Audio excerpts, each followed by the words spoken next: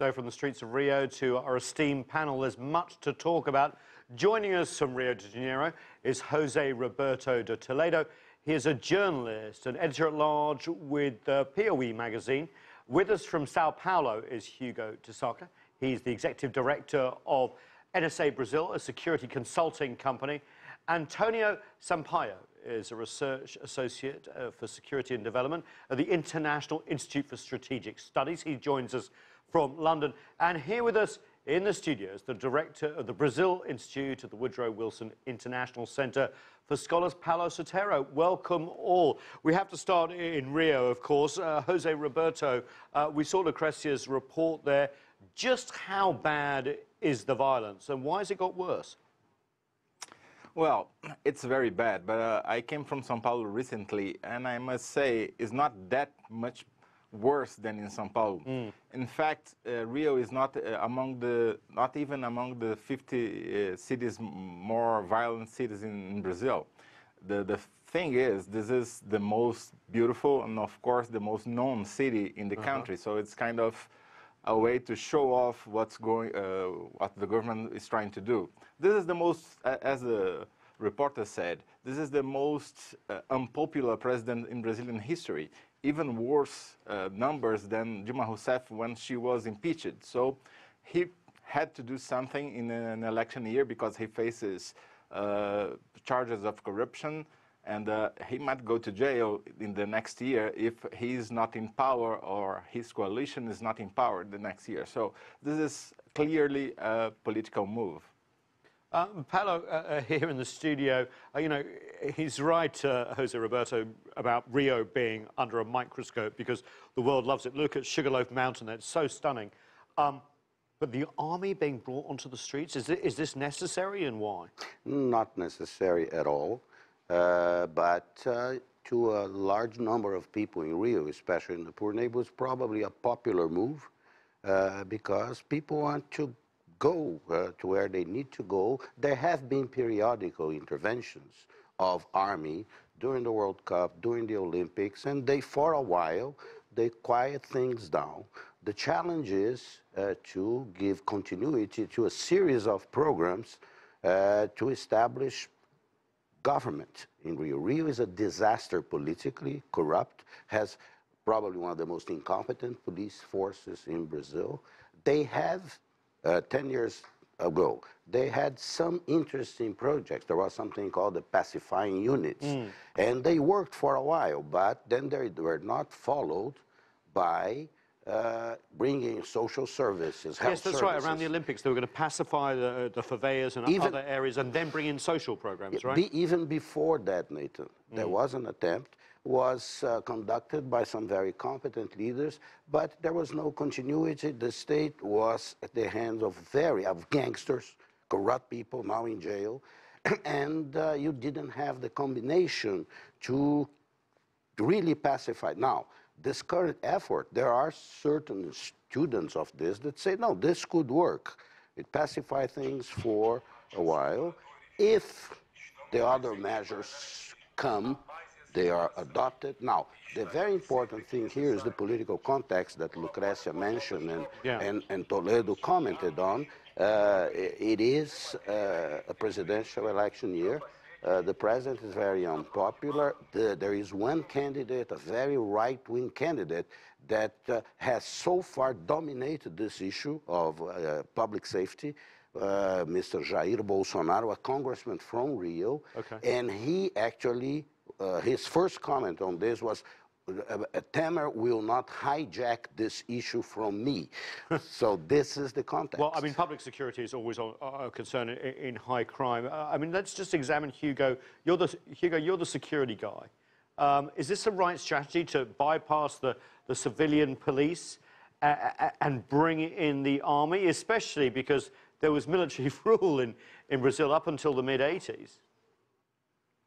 Well, of course, I'm not going to comment on politics because this is the specialty of my colleagues here in the table. Sure. However, in operational meanings, operational ways, I believe that this, number one, is it is a federal intervention and not a military intervention, and this has to be very clear. In terms of strategy, I think they're working in three major focus. Number one, working with federal intelligence, which is very important. Number two, trying to establish the equipment, because police, they don't have, as far as we account, 50% of their vehicles are out of order, is not working. Wow. And also equipment like guns and other equipments. And third, I think the morale is very important. So I believe that the society needs to trust in the police, which is not happening at the moment. Thanks for that. Antonio, you want to follow up on that? Just how bad has the situation got in terms of policing? Do you think that the army is an answer here, or is there something else going on? So it is a short-term patch. It is a solution for a structural problem in the Rio de Janeiro police and in the Rio de Janeiro security institutions.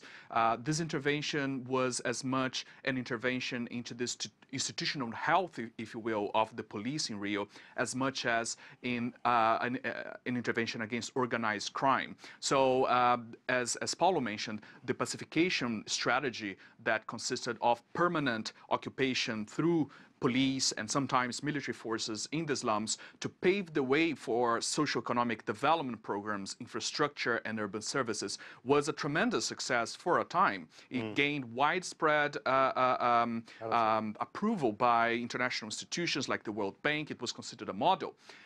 Then, starting in 2014, Rio de Janeiro state started expanding this process, this strategy to other slums at the same time that resources, revenue from oil in Rio started to fall. The economy went down, yeah. And the Brazilian economy went down. So it is a very labor-intensive and expensive program that requires a lot of people on the ground securing those spaces. And we have to remember that Rio de Janeiro, unlike São Paulo and unlike many other cities, have a territorial control by organized crime. It's a major city, it's one of the most iconic cities in the world, but it has spaces that are absolutely controlled by organized crime. And this crime has a name. It's called the Red Command, the Comando Vermelho.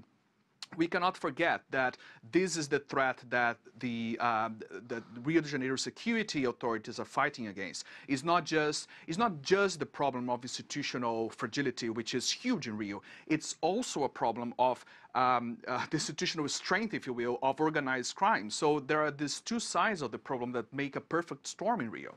That's great. May I say something? Yeah, Jose, I was going to come to you. Please pick up. And also, how's this going to work exactly? Because we're talking about federal, so basically we're talking about the army reporting direct to Temer through generals and the like?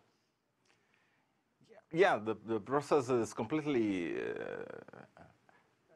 it's a mess, because the president go straight to the general who is in charge of the Rio security and bypass the commander of the army. They didn't even have a plan. It was literally a night to day decision. So yesterday they tried to convince the journalists that they had a plan, but they had nothing to offer, nothing objective.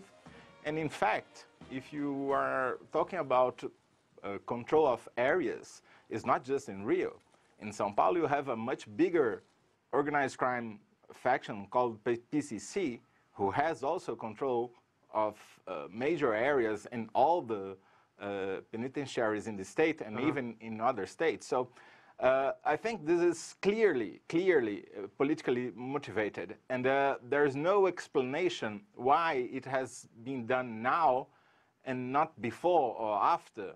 It's just because the government didn't pass its reforms in Congress, and it will be politically lost for the next 10 months. As we say in Brazil, Temer would be drinking cold coffee in the presidential palace because nobody would care about him.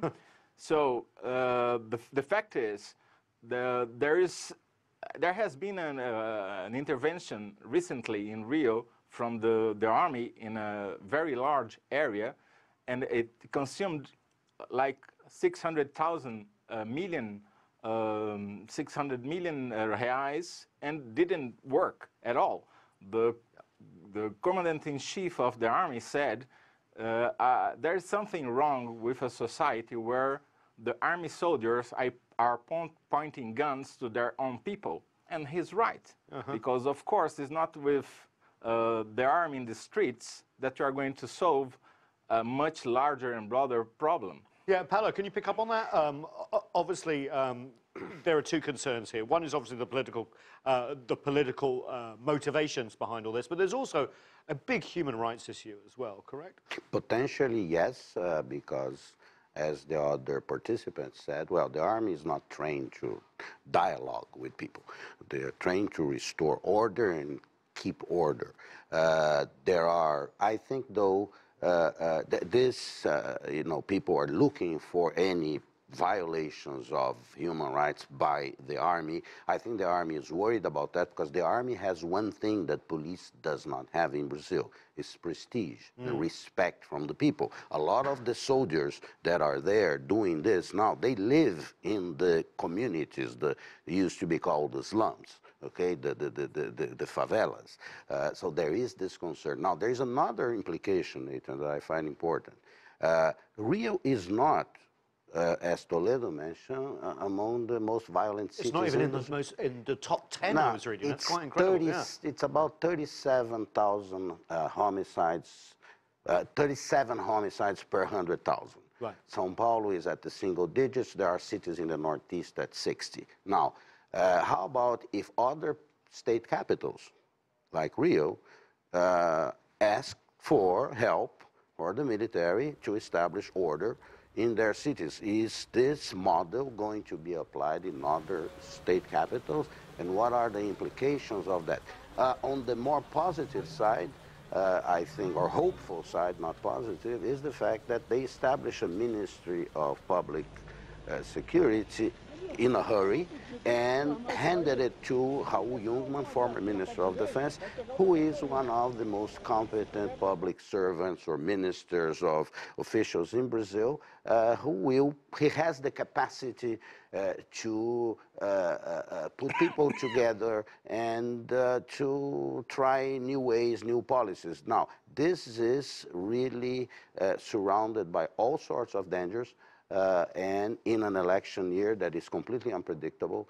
So let's wait and see. I believe, though, that the military, and I read this from some very important advocates of human rights, Leandro Piquet Carneiro from the University of São Paulo, said there is a chance that this thing might work, but then it requires a follow-up that has to be substantive, and the problem is, where are the resources for that?